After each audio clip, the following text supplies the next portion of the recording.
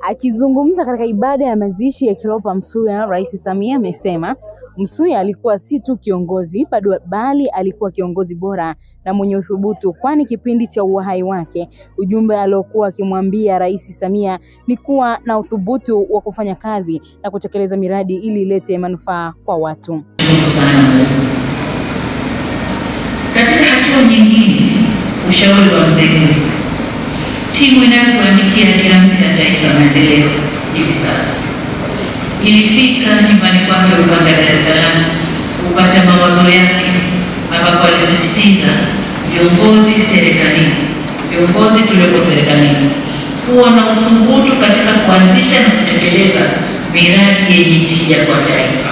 Hii ndio ilikuwa message yake kubwa, na kusimamia miradi hii kuleta manufaa kwa watu, pamoja na mambo mengine mengi ambayo aliwaambia. Message kubwa ilikuwa miradi yenye tija kwa wananchi. Ndugu zangu, leo tunapomwaga Mzee Msuya na kushukuru kwa maisha yake, tukumbuke kwamba nasi sote tuwasafiri na tutapita njia hii ambayo yeye amepita, njia ya mauti. Katika kuhakikisha amani na utulivu vinakuwepo, viongozi wa dini wameendelea kutilia mkazo suala hilo, kwani kuwa kiongozi sio tu kufanya jambo moja bali ni kudumisha amani. Wale waliofanya kazi na wakikuhadithia, mmoja nilimwambia nimetoka kumsalimia Mzee Cleopa Msuya, kusema mpenda mahali kuchota hekima na busara.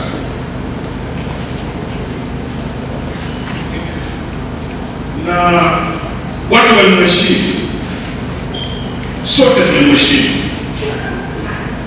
si kwa sababu alikuwa na nguvu sana, lakini kwa sababu ya hekima yake na busara yake.